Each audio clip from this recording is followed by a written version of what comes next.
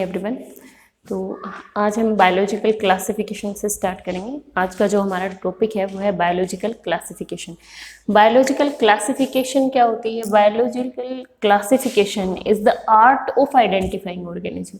ये एक आर्ट होती है, एक साइंस होती है जिसमें हम क्या करते हैं, पर्टिकुलर ऑर्गेनिज्म को आइडेंटिफाई करते हैं on the basis of their character, उनकी सिमिलरिटी और डिसिमिलरिटी जो प्रेजेंट ऑर्गेनिज्म के अंदर प्रेजेंट है, उनकी बेस पे हम उनको क्या करते हैं, आइडेंटिफाई करते हैं और उसके कन्वीनियंट ग्रुप के अंदर उनको प्लेस करते हैं, उनको रखते हैं। ठीक है, तो ये जो साइंस है इसको हम क्लासिफिकेशन कहते हैं। और क्लासिफिकेशन जो है वो किस बेसिस पे की जाती है, कैसे यूजेस पे की जाती है, तो इसके बेसिस पे क्या है, बायोलॉजिकल क्लासिफिकेशन की अलग अलग टाइप्स हम डिस्कस करेंगे यहाँ पे। तो बायोलॉजिकल क्लासिफिकेशन की जो फर्स्ट टाइप आप डिस्कस करेंगे यहाँ पे वो क्या है, प्रैक्टिकल क्लासिफिकेशन। जो क्लासिफिकेशन है, प्रैक्टिकल क्लासिफिकेशन एंशिएंट टाइम में की जाती थी, जब बायोलॉजी की स्टार्टिंग हुई थी। ठीक है, जब बायोलॉजी को एक डिफरेंट ब्रांच ऑफ साइंस के बीच के तौर पे रिकॉग्नाइजेशन मिली थी, उस टाइम पे जो क्लासिफिकेशन की गई थी वो प्रैक्टिकल क्लासिफिकेशन थी। प्रैक्टिकल क्लासिफिकेशन के अंदर क्या होता है कि ये अकॉर्डिंग टू ह्यूमन यूज के अकॉर्डिंग होती हैं, they are according to human use. Human use के अकॉर्डिंग यहाँ पे क्या किया जाता है, डिफरेंट ऑर्गेनिज्म को आइडेंटिफाई किया जाता है। जैसे फॉर एग्जांपल अगर हम प्लांट की क्लासिफिकेशन को ले लें कि प्रैक्टिकल क्लासिफिकेशन में ह्यूमन यूज के अकॉर्डिंग कि ऑयल यील्डिंग प्लांट जो है वो उनको डिफरेंट ग्रुप में रखा गया है। जैसे ऑयल यील्डिंग प्लांट जो है जिसके अंदर आते हैं आपके मस्टर्ड आता है, ठीक है, मस्टर्ड आते हैं, कोकोनट आते हैं, ठीक है, ग्राउंड नट जो है, इन सब से हमें ऑयल मिलता है। इसके अलावा जैसे फाइबर यील्डिंग प्लांट है, फाइबर जो फाइबर प्रोवाइड करते हैं प्लांट, उनको एक डिफरेंट ग्रुप के अंदर रखा गया, जैसे जूट और कॉटन, इनसे हमें फाइबर मिलते हैं। ठीक है, मेडिसिनल यील्डिंग जो प्लांट है उनको डिफरेंट ग्रुप में रखा गया, जैसे रोल फ्रिया है, किंचोना है, ठीक है, नीम है, इनसे हम, तुलसी है, ठीक है, इनसे हमें क्या मिल रही है, मेडिसिन मिल रही है, ड्रग मिलती है। ठीक है, तो इनको हमने अलग एक उनके कन्वीनियंट ग्रुप में रख दिया। ठीक है, लेकिन यहाँ पे क्या था, कंफ्यूजन था। कंफ्यूजन क्या था कि बहुत सारे प्लांट ऐसे भी होते हैं जो ड्रग भी प्रोवाइड करते हैं, जिनका मेडिसिनल यूज़ भी होता है, प्लस उनके स्पाइस यूज़ भी होता है, स्पाइसिंग।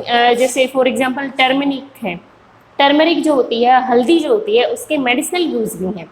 ठीक है, एज ए एंटीबायोटिक हम उसको यूज़ करते हैं। ठीक है, प्लस वो एक स्पाइस यील्डिंग प्लांट भी है, उससे मसाले भी मिलते हैं, हम सब्जियों में उसका यूज़ करते हैं। तो ऐसे प्लांट के लिए यहाँ पे कंफ्यूजन था कि ऐसे प्लांट को हम कहाँ रखें,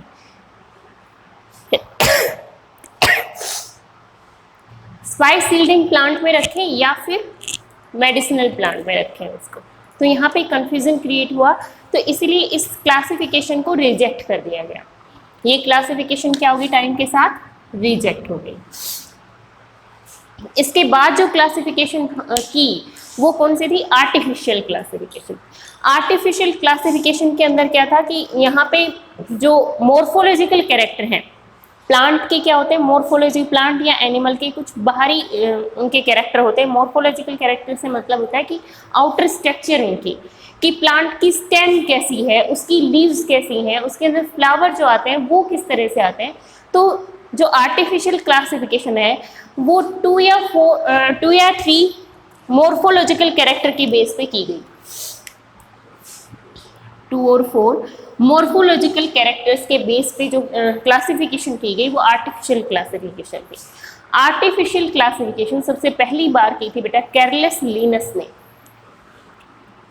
इसको किया था कैरलस लिनस ने। ठीक है, जो कैरलस लिनस थे इन्होंने क्लासिफाई किया बेटा प्लांट्स को उनके सेक्सुअल कैरेक्टर के बेस पे, स्टेमन की प्रेजेंस के बेस पे, प्रेजेंस और एब्सेंस के बेस पे उन्होंने क्या किया, प्लांट्स को क्लासिफाई किया इनटू 24 क्लासेस। 24 क्लासेस में इन्होंने क्या किया, फेनेरोगैम्स को डिवाइड कर दिया। फेनेरोगैम्स जिसके अंदर 2 तरह के प्लांट आते हैं, जिम्नोस्पर्म एंड एंजियोस्पर्म। यहाँ पे आते हैं जिम्नोस्पर्म एंड एंजियोस्पर्म। तो इनको लिनस ने 24 क्लासेस के अंदर डिवाइड कर दिया। ठीक है, जिम्नोस्पर्म कौन से प्लांट होते हैं जिनमें नेक्ड सीड होता है, फ्लावर में नहीं बनते हैं। एंजियोस्पर्म वो प्लांट्स होते हैं जिनमें फ्लावर की फॉर्मेशन होती है। ओके, तो लिनस ने आर्टिफिशियल क्लासिफिकेशन का सहारा लिया और इन्होंने सिर्फ एक ही मतलब जो मेन कैरेक्टर था इनका वो एक ही था, स्टेमन की प्रेजेंस और एब्सेंस। ठीक है, तो उनकी जो क्लासिफिकेशन है उनको सेक्सुअल क्लासिफिकेशन भी कहा जाता है। इन्होंने ये सब जो है ये जो सारी क्लासिफिकेशन उन्होंने की वो उन्होंने बुक में लिखी अपनी, जिसका नाम था जेनेरा प्लांटेरम। Genera plantarum. ठीक है, ये इनकी एक पर्टिकुलर बुक है जिसके अंदर इन्होंने आर्टिफिशियल क्लासिफिकेशन के जरिए फेनेरोगेम्स को 24 डिफरेंट क्लासेस में डिवाइड किया। ठीक है, तो यहाँ पे जो कैरेक्टर थे वो सिर्फ एक या दो कैरेक्टर इन्होंने ले ली। ठीक है, मॉर्फोलॉजिकल कैरेक्टर ले लिए, लेकिन क्लासिफिकेशन को हम ऐसे नहीं कर सकते हैं, हमें ज़्यादा कैरेक्टर लेने होते हैं। ठीक है, और स्टेबल कैरेक्टर्स को लेना पड़ता है। ठीक है, तो इसीलिए इस सिस्टम, ये जो क्लासिफिकेशन का सिस्टम था इसको भी रिजेक्ट कर दिया गया। इसके बाद जो क्लासिफिकेशन की गई वो की गई नेचुरल क्लासिफिकेशन की गई। बेटा, नेचुरल क्लासिफिकेशन होती है प्लांट के या एनिमल के कंप्लीट मॉर्फोलॉजिकल कैरेक्टर के बेस पे, उनके जो टोटल मॉर्फोलॉजिकल कैरेक्टर है, जैसे प्लांट में क्या होता है, इसका रूट, स्टेम और लीव्स होती है, फ्लावर होते हैं इसके अंदर। ठीक है, तो इन सभी कैरेक्टर्स का जब एग्रीगेट कैरेक्टर्स ले लिए जाते हैं, सारे कैरेक्टर्स का को बेस करके उसके बेसिस पे क्लासिफिकेशन की जाती है, तो ऐसी क्लासिफिकेशन को हम क्या कहते हैं, नेचुरल क्लासिफिकेशन कहते हैं। और नेचुरल क्लासिफिकेशन जो है इसको बेस्ट क्लासिफिकेशन माना गया है। ये क्लासिफिकेशन का सबसे अच्छा तरीका है जिसके अंदर हम क्या करते हैं, डिसमिलरिटी और सिमिलरिटी के अकॉर्डिंग ऑर्गेनिज्म को उनकी कन्वीनियंट ग्रुप में रख सकते हैं। ठीक है, तो नेचुरल क्लासिफिकेशन जो है अपने टाइम की बेस्ट क्लासिफिकेशन मानी जाती है। ठीक है, और इसकी भी टू फर्दर टाइप होती हैं। कौन कौन सी, नॉन फाइलोजेनेटिक एंड फाइलोजेनेटिक। ठीक है, नॉन फाइलोजेनेटिक मीन्स यहाँ पे प्लांट के या ऑर्गेनिज्म के, ठीक है, इंडिविजुअल के कंप्लीट मॉर्फोलॉजिकल कैरेक्टर तो ले लिए, लेकिन क्लासिफिकेशन में इवोल्यूशनरी रिलेशनशिप के लिए कोई जगह नहीं। ठीक है, इसमें जो इवोल्यूशन है, इवोल्यूशन हमें क्या कहता है कि जो ऑर्गेनिज्म का डेवलपमेंट हुई है वो कैसे हुई, सिंपल से कॉम्प्लेक्स हुई है। लेकिन यहाँ पे क्या है कि हम इवोल्यूशनरी रिलेशनशिप को रिजेक्ट कर देते हैं, उनको हम इंक्लूड नहीं करते हैं। ठीक है, तो ऐसी नेचुरल क्लासिफिकेशन जिसके अंदर इवोल्यूशनरी रिलेशनशिप को नहीं लिया गया उसको हम नॉन फाइलोजेनेटिक क्लासिफिकेशन कहते हैं। और एक होती है phylogenetic natural classification. Phylogenetic means कि यहाँ पे इवोल्यूशनरी रिलेशनशिप को साथ में लिया गया, कि जो ऑर्गेनिज्म की डेवलपमेंट है सिंपल से कॉम्प्लेक्स की तरफ हमने क्या किया, क्लासिफिकेशन को इंक्लूड किया इसके अंदर। ठीक है, फाइलोजेनी जो टर्म है बेटा, इसको सबसे पहले प्रपोज किया था फाइलोजेनी। इसका मतलब होता है इवोल्यूशनरी रिलेशनशिप क्या बनते हैं किसी ऑर्गेनिज्म के, कि किस तरह का ट्रेंड रहा होगा जब लाइफ ओरिजिन रही होगी, ऑर्गेनिज्म कैसे डेवलप हुए, पहले कॉम्प्लेक्स ऑर्गेनिज्म डेवलप हुए या पहले सिंपल ऑर्गेनिज्म डेवलप हुए, उनका ट्रेंड कैसा रहा, सिंपल से कॉम्प्लेक्स बने या कॉम्प्लेक्स से सिंपल बन गए। ठीक है, तो इवोल्यूशनरी रिलेशनशिप के लिए हम टर्म यूज करते हैं फाइलोजेनी, और इस टर्म का सबसे पहले इस्तेमाल किया था लेमार्क ने। लेमार्क जो साइंटिस्ट थी, इन्होंने सबसे पहले फाइलोजेनी का इस्तेमाल किया, लेकिन इसका जो डिटेल्ड डिस्क्रिप्शन है वो चार्ल्स डार्विन ने दिया। चार्ल्स डार्विन ने दिया अपनी बुक ओरिजिन ऑफ स्पीसीज के अंदर। ओरिजिन ऑफ स्पीसीज के अंदर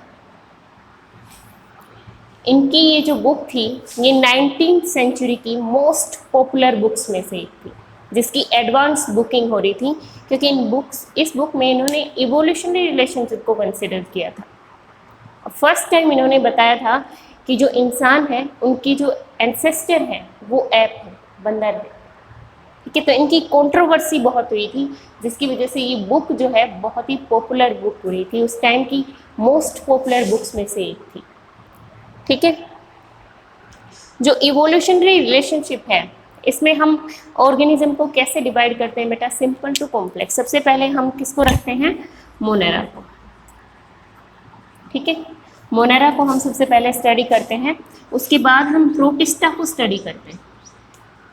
मोनेरा के अंदर किस तरह के ऑर्गेनिज्म आते हैं, इसमें सभी प्रोकैरियोट्स आते हैं। प्रोकैरियोटिक जो ऑर्गेनिज्म है जिनके अंदर ट्रू न्यूक्लियस अब्सेंट होता है। ठीक है, सभी सेल ऑर्गेनल, इसमें ऑलमोस्ट सभी सेल ऑर्गेनल अब्सेंट होते हैं। सेल ऑर्गेनल के नाम पे सिर्फ राइबोसोम होता है इनके पास। ठीक है, उसके बाद प्रोटिस्टा को रखा गया। प्रोटिस्टा में आते हैं बेटा यूनिसेलुलर यूकैरियोट्स, वो सभी ऑर्गेनिज्म जो यूनिसेलुलर हैं और यूकैरियोटिक हैं। ठीक है, इसके बाद रखा गया किसको, फंगाई को, मल्टी सेलुलर यूकैरियोट्स को। मल्टी सेलुलर यूकैरियोट्स जिनके अंदर टिश्यू सिस्टम नहीं मिलता है, हेट्रोट्रोफिक मोड ऑफ न्यूट्रिशन मिलता है। ठीक है, इसके बाद रखा गया किसको, प्लांट को।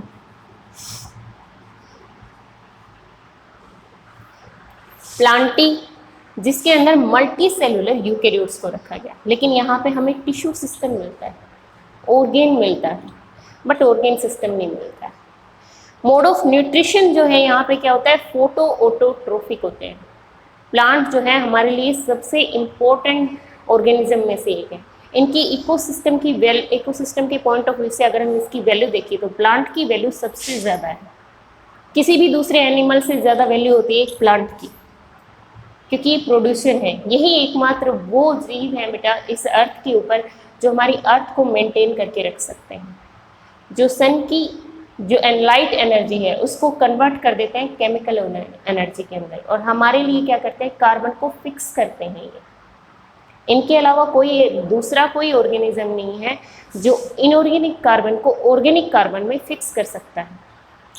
ठीक है, तो इसके बाद जो ऑर्गेनिज्म हम पढ़ते हैं वो है animal, most advanced organism animal, जिनके अंदर हमें ये मल्टी सेलुलर यूकैरियोट्स होते हैं, जिनके अंदर टिश्यू, ऑर्गेन सिस्टम, हमें सभी लेवल ऑफ ऑर्गेनाइजेशन यहाँ पे क्या होता है, कॉम्प्लेक्स होता है। ठीक है, और ये इनके अंदर मोड ऑफ न्यूट्रिशन कैसे होती है, ये हेट्रोट्रोफिक होते हैं, ये डिपेंड करते हैं प्लांट प्रोड्यूसर के ऊपर। ठीक है, तो ये क्लासिफिकेशन है हमारी। ठीक है, और इसके बाद जो नेक्स्ट जो कैटेगरी आती है क्लासिफिकेशन की वो आती है फेनेटिक क्लासिफिकेशन। ठीक है, फेनेटिक क्लासिफिकेशन जो है ये एक न्यूमेरिकल बेस है क्लासिफिकेशन का, जिसके अंदर हम प्लांट के सभी या ऑर्गेनिज्म के ऑलमोस्ट सभी कैरेक्टर्स को ले लेते हैं। ठीक है, सभी कैरेक्टर्स को एक साथ ले लेते हैं और कंप्यूटर को यूज़ करके ये जो क्लासिफिकेशन है ये की जाती है यूजिंग कंप्यूटर्स को यूज़ करके सॉफ्टवेयर बनाते हैं हम, डाटा बना, और उसके अंदर क्या करते हैं, डाटा फीड करते हैं कि कैरेक्टर कौन सा प्रेजेंट है और कौन सा नहीं है। तो सिमिलरिटी और डिसमिलरिटी के बेस पे हम क्या करते हैं, इस क्लासिफिकेशन को करते हैं। डिसमिलरिटी के बेस में हम क्या करते हैं, क्लासिफिकेशन को करते हैं। ठीक है, और इसमें इसका ड्रॉबैक क्या है, इसका ड्रॉबैक ये है कि जो प्लांट के कैरेक्टर्स हैं उनमें सभी कैरेक्टर्स को इक्वल इम्पोर्टेंस देते हैं। ठीक है, जो कि सही नहीं है, क्योंकि जो सबसे स्टेबल कैरेक्टर जो होता है प्लांट का वो क्या होता है, उसका रिप्रोडक्टिव कैरेक्टर। ठीक है, जो बाकी कैरेक्टर्स हैं जैसे स्टेम की हाइट है, लीव्स की शेप है, वो वेरी कर सकती है अकॉर्डिंग टू सोइल टाइप के अकॉर्डिंग, उसको न्यूट्रिएंट कैसे मिल रहे हैं उसके अकॉर्डिंग इनकी टाइप जो है वो वेरी कर सकती है।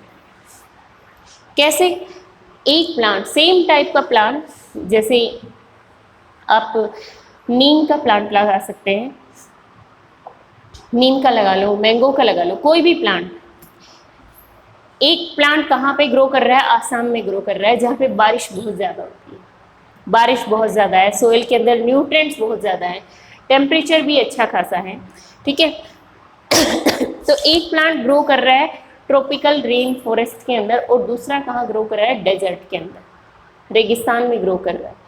तो जो कैरेक्टर्स हैं, रिप्रोडक्टिव कैरेक्टर के अलावा जो कैरेक्टर है प्लांट के, जो मॉर्फोलॉजिकल कैरेक्टर, उसकी प्लांट की रूट, उसकी स्टेम, उसके लीव्स, वो रिड्यूस हो सकते हैं, उनका साइज वेरी कर सकता है, वो स्केर्सिटी में डेवलप होंगे तो उनके अंदर लीव्स भी उसी तरह के होंगे, लीव जो है वो भी वेल डेवलप नहीं होंगे, स्टेम भी वेल डेवलप नहीं होगी, रूट जो है वो भी वेल डेवलप नहीं होगी, ठीक है।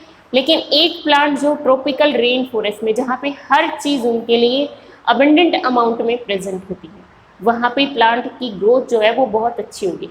तो कैरेक्टर्स को देख के, मॉर्फोलॉजिकल जो फ्लोरल कैरेक्टर है उसके अलावा बाकी कैरेक्टर्स को देख के हम आइडेंटिफाई नहीं कर पाएंगे कि ये सेम ही टाइप का प्लांट है। लेकिन रिप्रोडक्टिव कैरेक्टर जो होता है वो हमें किसी भी कंडीशन में सेम मिलता है। तो ये एक मोस्ट स्टेबल कैरेक्टर है, लेकिन फेनेटिक क्लासिफिकेशन में सभी कैरेक्टर्स को इक्वल इम्पोर्टेंस देने की वजह से इस क्लासिफिकेशन को हम नहीं पढ़ते हैं, तो इसको रिजेक्ट कर दिया गया, ठीक है। तो ये क्लासिफिकेशन की डिफरेंट टाइप है। और हाँ, एक बात और कि जो फाइलोजेनेटिक नेचुरल क्लासिफिकेशन होती है, इसी को हम पढ़ते हैं क्लैडिस्टिक क्लासिफिकेशन के रूप में। इसका एक और नाम है क्लैडिस्टिक क्लासिफिकेशन।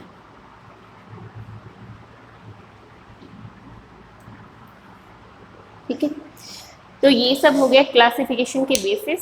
और इसके बाद जो टॉपिक आता है आपका, वो आता है टैक्सोनॉमिक कैटेगरीज। ये टैक्सोनॉमिक कैटेगरीज हैं जो 7 होती हैं, ओब्लिगेट कैटेगरीज होती हैं, ठीक है। बिगेस्ट जो कैटेगरी है आपकी वो है किंगडम, ठीक है। उसके बाद आता है division in case of plant and phylum in case of animals, ठीक है। इसके बाद आता है class, order, family, genus, then species. तो 7 ओब्लिगेट कैटेगरीज को हम पढ़ते हैं यहाँ पे, ठीक है।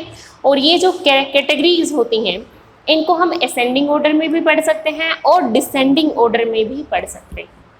और ये इनका जो पर्टिकुलर ऑर्डर है, या तो हम इसको असेंडिंग ऑर्डर में पढ़ेंगे या फिर हम इसको डिसेंडिंग ऑर्डर में पढ़ेंगे। तो इनका ये जो ऑर्डर है इसको हम हायरकी कहते हैं, ठीक है।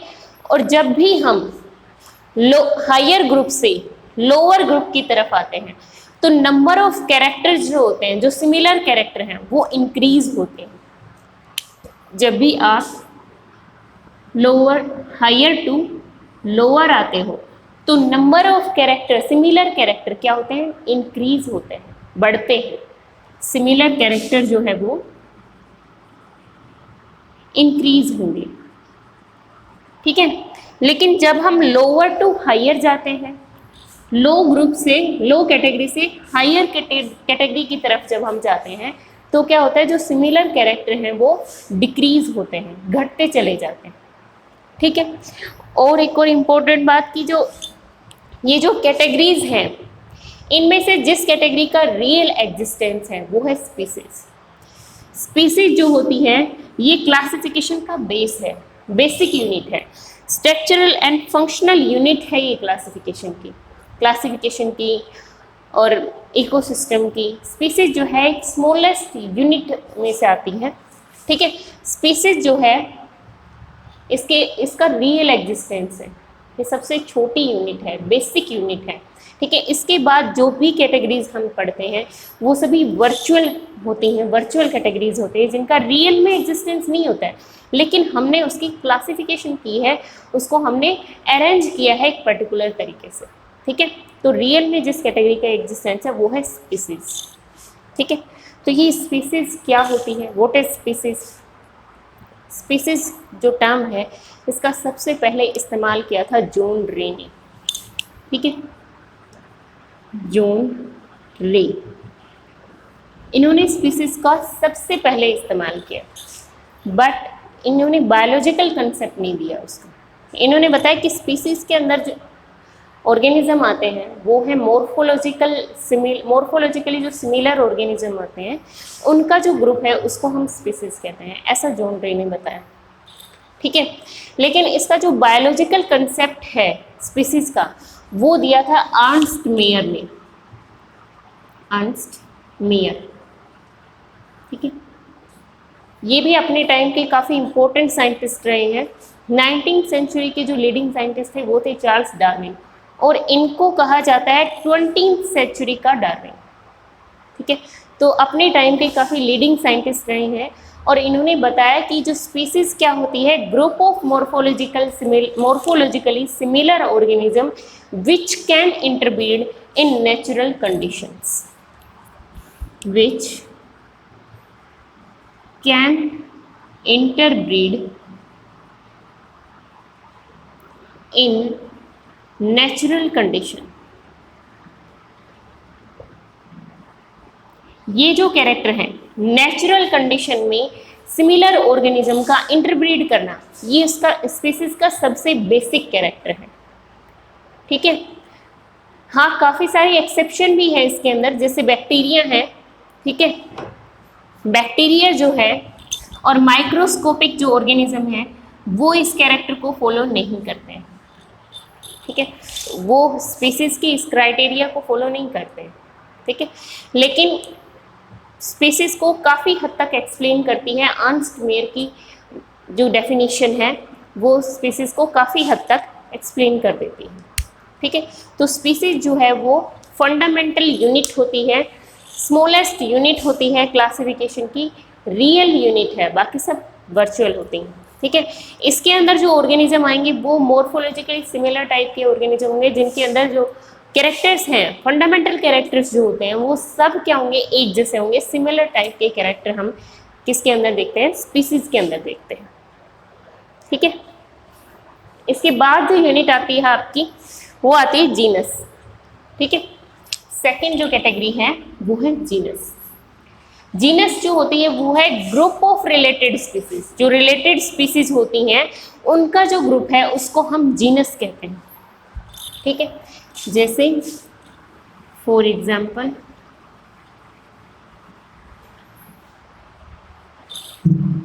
सोलेनम ट्यूब्रोसम, सोलेनम ट्यूब्रोसम किसका साइंटिफिक नेम है, ये पोटैटो का। ओके, सोलेनम मेलनगेना,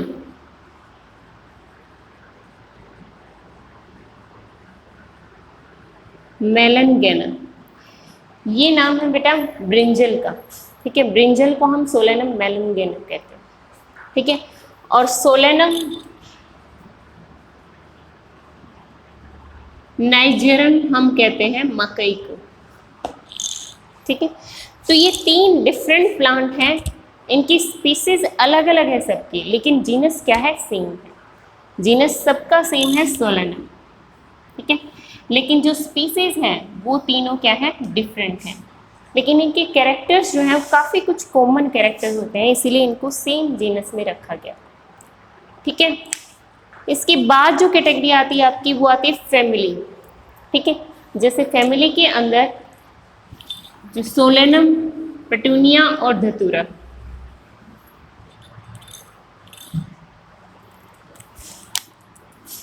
सोलेनम,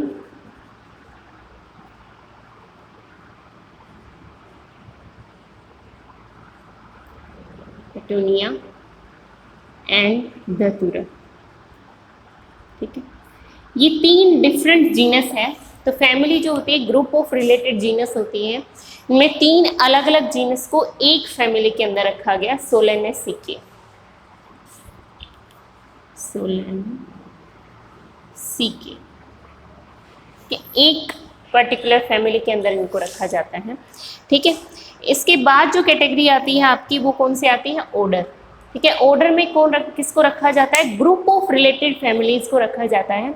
जैसे कॉर्नवल सीके हैं, सोलेनेसिके हैं, उनको एक ही फैमिली में रखा गया, पॉलीमोनियल्स के अंदर उनको रखा गया। तो यहाँ पे जो कैरेक्टर होता है, किस कैरेक्टर के बेस में इनको रखा जाता है, प्लांट के वेजिटेटिव और मॉर्फोलॉजिकल कैरेक्टर के बेस पे उनको डिफरेंट फैमिलीज के अंदर रखा जाता है।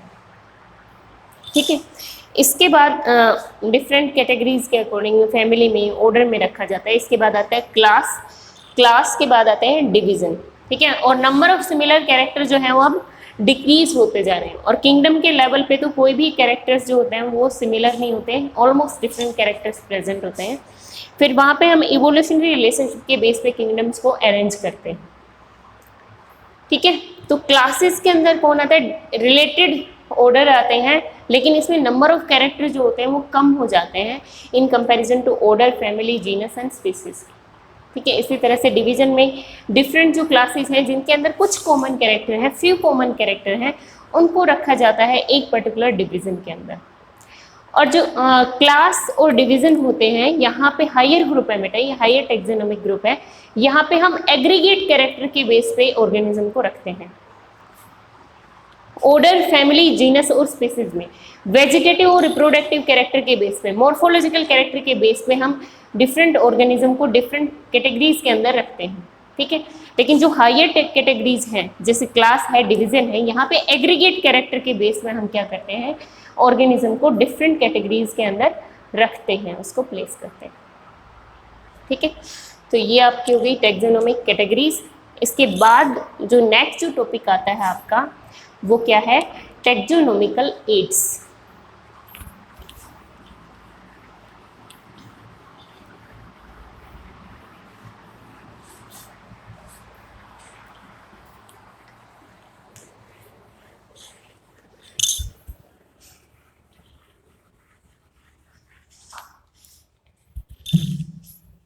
टेक्सोनोमिकल एड्स जो होती हैं वो किस तरह की कैटेगरी है बेटा, वो किस तरह की यूनिट है। टेक्सोनोमिकल एड्स वो यूनिट्स हैं बेटा जो हमारी हेल्प करती हैं टेक्सोनोमी को स्टडी करने में, टेक्सोनोमी को पढ़ने में, उसको और डिटेल से जानने में हेल्प करती हैं हमारी टेक्सोनोमिकल एड्स। ठीक है, इनमें जो सबसे पहली यूनिट दी गई है एनसीईआरटी के अंदर वो क्या है, हर्बेरियम। ठीक है, हर्बेरियम कह सकते हो आप, या फिर ड्राई गार्डन भी कह सकते हो इसको, ड्राई गार्डन। हर्बेरियम क्या होता है, ये एक प्लेन पेपर ऑफ शीट होते हैं। ठीक है, एक प्लेन पेपर होता है जिसपे हम क्या करते हैं, जिसका अपना स्टैंडर्ड साइज होता है, इसका साइज होता है 11.5 इंटू 16.5 इंचज, इसका साइज होता है, इसका साइज होता है 11.5 इंटू 16.5 इंचज, इसका साइज होता है। ठीक है, इसके ऊपर हम क्या करते हैं, प्लेन शीट पे जो प्लांट का जो स्पेसिमेन है उसको ड्राई करके, प्रेस करके इसको हम प्रिजर्व कर देते हैं, इसके ऊपर लगा देते हैं। ठीक है, पिंच कर देते हैं इसको हम। ठीक है, तो इनके ऊपर डिटेल कौन सी होती हैं, प्लांट को हम लगा देते हैं। ठीक है, उसके साथ इसके ऊपर क्या क्या होता है, पर्टिकुलर स्पेसिमेन का इंग्लिश नेम, उसका लोकल नेम, बोटेनिकल नेम,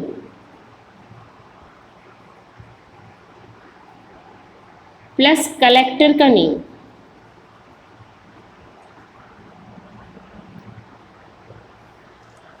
और उसकी कैटेगरीज को हम यहाँ पे क्या कर देते हैं, मेंशन कर देते हैं। ठीक है, ये हमारे लिए काम करते हैं बेटा, क्विक रेफरल सिस्टम का काम करते हैं, मतलब इजीली हम जिसका चाहे, मतलब एक पर्टिकुलर प्लांट को आप यहाँ पे स्टडी करना चाहते हो, जैसे यहाँ पे कोई पर्टिकुलर प्लांट नहीं हो रहा है, जैसे राउल्फिया है, आप अपनी गैदरिंग में उस प्लांट को नहीं देखते हैं, ये एक पर्टिकुलर हिमालय रीजन के अंदर ही होता है। तो अगर इस प्लांट को आप देखना चाहते हो तो हर्बेरियम में जाके उसकी शीट निकाल के आप इसको ईजिली देख सकते हो, उसके मॉर्फोलॉजिकल कैरेक्टर्स को आइडेंटिफाई कर सकते हो। ठीक है, तो ये हमारी काफ़ी हद तक हेल्प करता है, टेक्सोनोमिकल एड होते हैं ये हर्बेरियम, ड्राई गार्डन। जो हर्बेरियम है, जैसे सबसे बड़ा जो हर्बेरियम है, लार्जेस्ट जो हर्बेरियम है वो है पेरिस के अंदर। ठीक है, जिसका नाम है म्यूजियम नेशनल हिस्टोरियन नेचुरल, इसका नाम है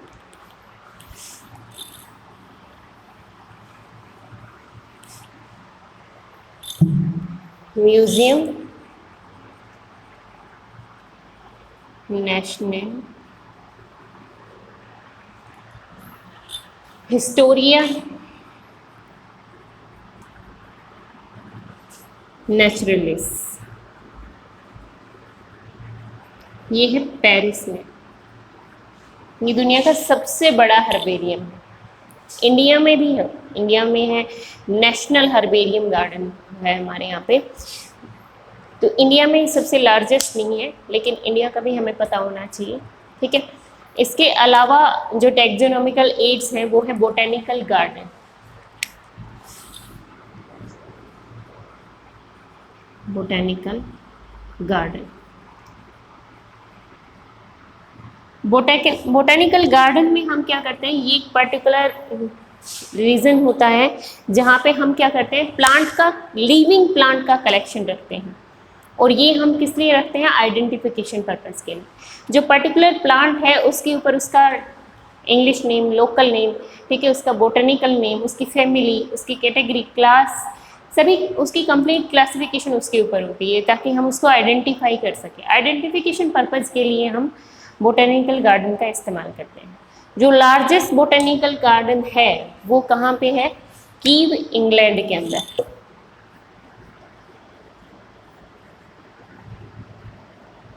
इंग्लैंड, यहाँ पे लार्जेस्ट बोटेनिकल गार्डन है, ठीक है। और इंडिया के अंदर कहाँ है, इंडियन बोटेनिकल गार्डन हावड़ा में। इंडियन बोटेनिकल गार्डन हावड़ा के अंदर, कलकत्ता, हावड़ा कलकत्ता के अंदर, ठीक है। इसके अलावा लखनऊ में भी है national botanical research institute, Lucknow में जो इंडिया के अंदर, ठीक है।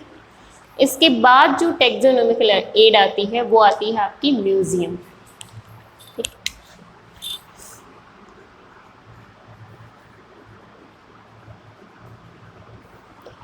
म्यूजियम जो है ये स्टडी पर्पज़ के लिए रखे जाते हैं।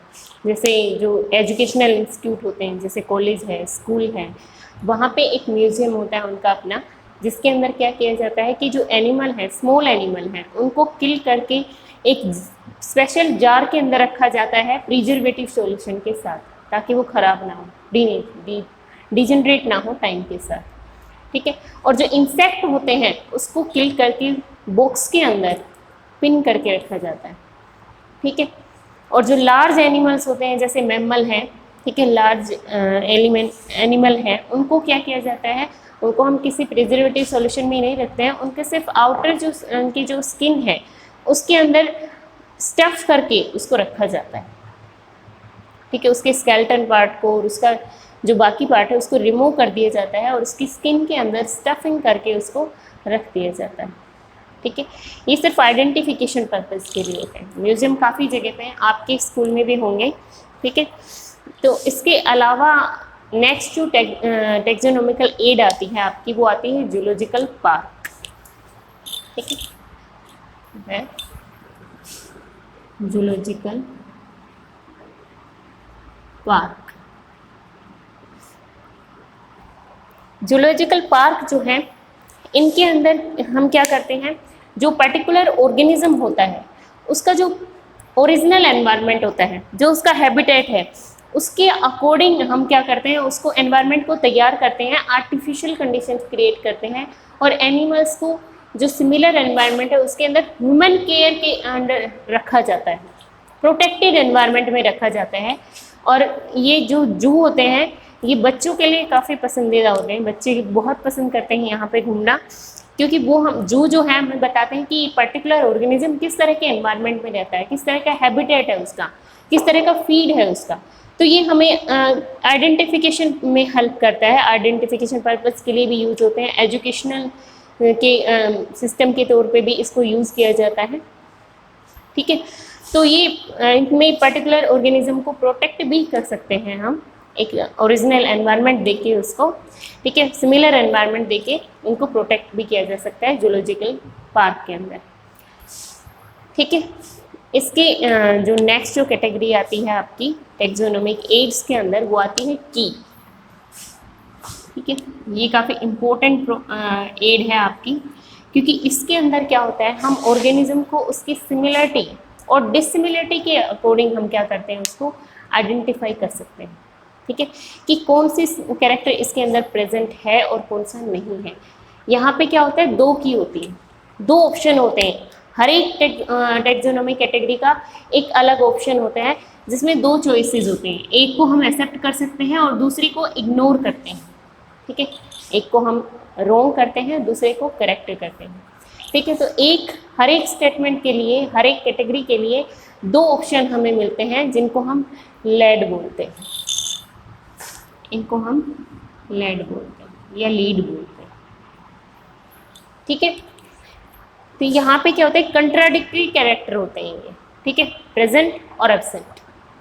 ठीक है, इस तरह से हमें ये कैरेक्टर मिलते हैं और ये जो कैरेक्टर्स होते हैं, दोनों ऑप्शन होते हैं, ये एनालिटिकल बेसिस पे होते हैं कि हम एनालिसिस करेंगे उसके अंदर ये कैरेक्टर प्रेजेंट है या नहीं है। तो कीज़ भी हमारे लिए क्या होते हैं, काफ़ी फ़ायदेमंद होती हैं। ठीक है, अब तक हम हर्बेरियम कर चुके हैं। हर्बेरियम क्या होते हैं, ड्राई गार्डन होते हैं।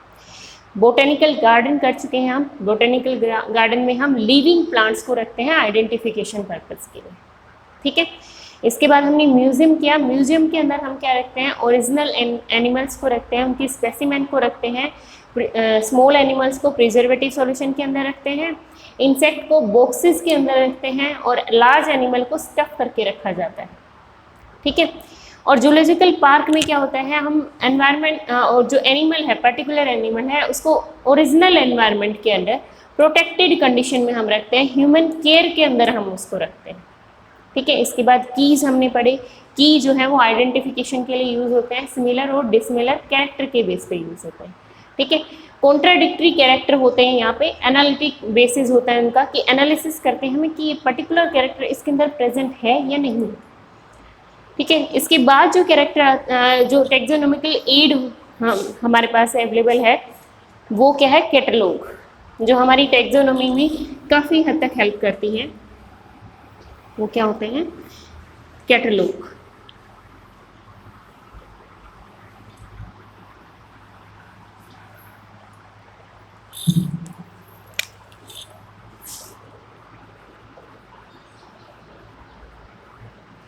कैटलॉग क्या होते हैं, कैटलॉग एक छोटी बुकलेट होती है, एक स्मॉल बुकलेट होती है जिसके अंदर सभी पर्टिकुलर, जैसे बोटनी के हम कैटलॉग देख रहे हैं तो बोटनिकल टाइटल की जितनी भी बुक्स हैं उनके ऑथर्स के नेम के साथ वो उसके अंदर प्रेजेंट होती हैं, ताकि हमें जिस भी ऑथर की बुक पढ़नी हो तो उसका हम फाइंड आउट कर सकें कि उसकी बुक का नाम क्या है, क्या उसका एडिशन है, क्या उसका प्रिंट रेट, सब कुछ हम वहाँ पे देख सकते हैं कैटलॉग के अंदर।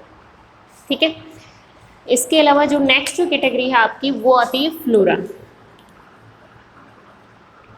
फ्लोरा क्या होता है कि एक पर्टिकुलर रीजन के अंदर कितनी प्लांट की स्पीसीज वहाँ पे प्रेजेंट है, उन सब की डिटेल होती है इस बुकलेट के अंदर।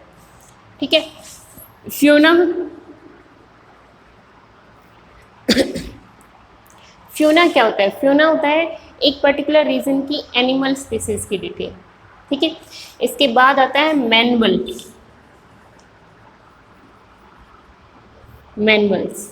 मैनुअल के अंदर क्या होता है, एक पर्टिकुलर हैबिटेट की, ठीक है, एक जो हैबिटेट है उसके अंदर एक स्पीसीज जो है उसकी डिटेल्स होती है इसके अंदर।